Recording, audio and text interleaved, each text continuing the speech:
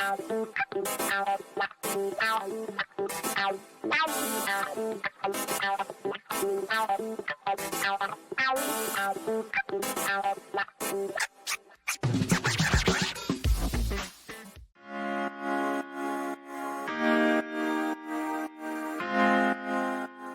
morning. How are you? Good morning.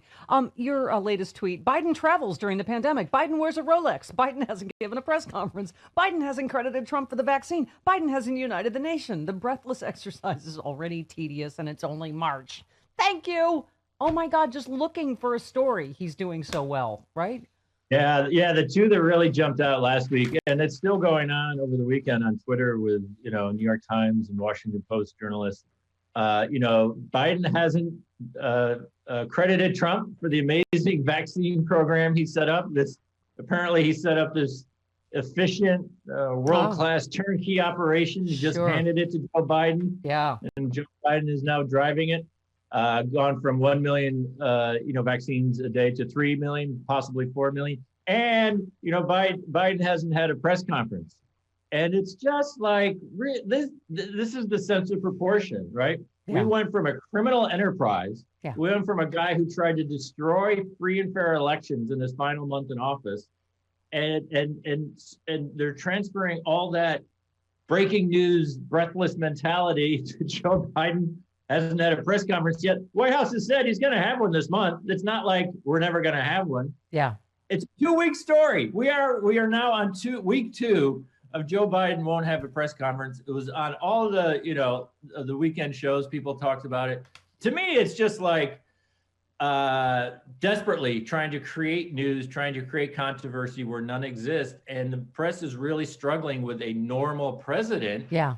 And just sit back and cover the news and don't try to basically concoct news is what these two stories are. How do you cover these approval ratings through the roof on everything? Like what I would call that bipartisanship, wouldn't you? I would call that unity. The country is unified behind Joe Biden, but they don't report that. They have to. I mean, as you said on this ABC News thing, despite calls for national unity and bipartisanship, Joe Biden just declined to give the Trump administration credit. And you said Trump lied nonstop about a stockpile of vaccines. But sure, Biden should credit him. The Beltway media really covering itself in shame with this story. I mean, absolutely. It just keeps going and going. This idea that he had to credit Trump, and so. Obviously, the rollout under Trump was a disaster, right? Mark Meadows promised 100 million vaccines by the end of last December. That did not exist. Their plan, I'm doing air quotes a lot today, their plan was to dump vaccines in state capitals and leave it to all 50 states. Yeah. We're on your own. We have no plan. Yep. That was their plan. Yeah. But my point is, take a step back. We're going to credit Trump. Would not wear a mask. Told people to ingest bleach. Tried to silence his scientists. The entire culture he created led to this 500,000 deaths. Yeah. He absolutely made this crisis worse every day. It is mind-boggling. Yeah. I mean, you journalists look at that and say, hey, this guy did a pretty good job. Yeah. I don't understand. You retweeted Schooley on Twitter, which is exactly what I've been saying. He said we should be talking about Trump's punishment for his criminal negligence in the pandemic, and we're talking about what credit he deserves. And you just said it really pulls the curtain back on the Beltway media, and it's not a pretty sight. I mean, it's, we just lived through it, Eric. It's not like we can go, oh, is that the way it went? We don't remember that. I mean, Peter Baker, right at this point in office, Trump has given 5 news conferences. Obama had given 2, George W. Bush 3, Clinton 5. Biden so far has given 0. You said at this point in office, Trump, Obama, Bush, and Clinton hadn't passed the most important spending bill in 80 years. Context helps. He's digging us out of, the Spanish flu and the Great Depression at the same time. You're like, he's a little busy, and they've already announced he's giving one this month, right? I mean, it's... And he was dealing with it, and he was dealing with an insurrection, and he was dealing with an impeachment trial. Yes. No president has ever come in and done this. Look, this COVID relief bill, not only did he pass it, he passed it by 1 vote. He knew he had no margin of error. And so from a communications marketing standpoint, no, you are not going to go give a press conference and open up the possibility that some kerfuffle comes out of that and you lose a vote when $2 trillion are on the line. So I understand why he Your should, dog agrees. Yes. Wait, who is that now? Who's Sorry. that? Who's That's that? Birdie. Oh, Ferdy. Okay. Wow, Ferdy's loud. Okay, that's impressive. But I mean, you make the point too. You said, by the way, this is the third Washington Post piece on this topic in 7 days, really trying hard to gin this up. I mean, it just, and as you said, the White House has already said they're giving a press conference this month. It's a total non-story, right? Yeah, it really is. They're going to have a press conference. It'll be fine once he has it, and no one will care. I'm sorry. You know what? This makes Jamie seem like such a good girl. Good girl, Jamie. This is like the one 5-minute segment a day Jamie's not barking. So I suddenly feel like I'm a master dog trainer. She could still maul you. Yeah, you just said, I mean, the way you put it, Eric, you said press is desperate for Biden to normalize Trump and Biden has no interest. I mean, it's just... that goes back to why won't he give him credit? Why won't he give him credit? He doesn't deserve credit, and Biden is just not going to play that game. I'm sorry, it's Ferdy, right? Did you say Ferdy? Birdie. Oh, Birdie, that's right. It was Fern. It was our beloved, our dearly departed, and then Ferdy. Okay, what? Did I say that right? Birdie. Okay. Birdie.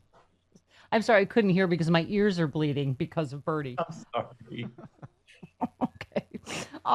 Yeah, you said, yeah. I mean, I just love your piece. Well, you've already written another piece. By the way, Travis, it's hard. It's impossible to keep up with. He's like Lucy and Ethel in the Chocolate Factory. Yeah. He's already written another piece at PressRun. It's just, but this one was, you just said, the article lacked any compelling evidence that Trump deserves vaccine credit after having spent all of 2020 completely indifferent to the deadly pandemic, spreading nonstop public health lies. Fully 60% of Americans over the age of 60 have received their first COVID vaccine today, compared to just 8% under Trump. Biden should rightly take bows for that remarkable trend after the previous administration showcased its vaccine incompetence. Under Trump, the U.S. vaccine rollout was seen as a national embarrassment. Under Biden, it's become a model for the world, administering nearly 100 million shots and way ahead of schedule, Eric, and without benefit of a presidential transition, right? Yes. I mean, yeah. And you said, now that the COVID relief bill will pump billions into helping communities nationwide vaccinate. I mean, and it just... that's not enough of a story, is it? Right? I mean, right. And Republicans and Trump opposed COVID relief for 10 months. Yeah. So if they, if we're going to give them credit, they wouldn't have opposed the COVID relief bill, which has billions for vaccinations. And again, so, the press is like, give him credit. Why wasn't the press giving Trump credit last winter for his amazing vaccination program? If Biden is, because it was an embarrassment. So and look, it's all this kind of optics police, as I called it today in my column. They're looking for these little infractions, things that don't quite look right, and so they've kind of glommed onto this giving Trump credit. It makes no sense. But I mean, gaslighting is an overused phrase. But if you've just talked about, we lived through what Trump did to this with this vaccination, with the pandemic. Right. He was one of the 3 worst world leaders for this pandemic. And the Beltway press is now saying, hey, this guy did amazing. Yeah. What planet are we on? Yeah. I mean, and also, as you further point out, Eric, Trump wasn't some kind of passive, disinterested bystander during the COVID crisis. He actively made it worse at every possible turn, from the moment he gave the stand-down order for the virus invasion last winter, to lying about testing, telling Americans to ingest cleaning fluids, the complete disregard he showed for mask wearing right up till his final days in office. In fact, in truth, Trump spread more deliberate lies about COVID to a larger audience than anyone else on the planet, according to that Cornell University study. I mean, he was the biggest factor in COVID misinformation. Yeah. Look, and I think also part of it is the press just can't stop talking about Trump, right? Yeah. They desperately want him on the stage. They desperately want him to be part of the controversy. They desperately want to create a Trump versus Biden, wrestling match. And this is just really straining credibility. And again, Biden and the White House just isn't going to, has no interest in any of that. Yeah. And I guarantee you, when he does have this press conference, someone is going to ask this ridiculous question. They're going to ask 2 ridiculous questions within the first 5. Yes. Why wasn't the COVID relief bill bipartisan? And why won't you credit Trump for his amazing vaccination? And the reason, you're right, and the reason is he's too busy on exactly. Everything Trump up, right? Like, he's too busy to answer gotcha questions. He's, got this unbelievable legislation passed in 50-something days. Just real quick on his press conferences. I mean, obviously there's a motive for the media because these press conferences put them in the spotlight. They really like that. So there's, but they're talking about press conferences as being the pinnacle of presidential communication, and that's where they're held accountable. And you really have to put your feet in the fire. We watched Trump press conferences for 4 years. None of that happened. No one held him accountable. Fake news. Nobody stood up and called him a liar. They just let him get away with all of it. No, he let them call them liars, and just that was fake news. I'm not going to answer that. You're terrible. Anyway, you said apparently pledging unity means giving credit to the guy who botched vaccinations for months. And then you said Trump was responsible for private pharmaceutical companies setting out to produce a vaccine for a once-in-a-century global pandemic. He's the one who set down that production in motion. Obviously, those companies did that on their own. I mean, it's... Yeah. Anyway, I mean...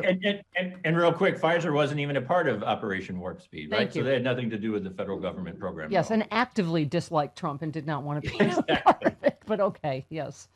Well, you'll get all the credit you need at your trial for mass genocide.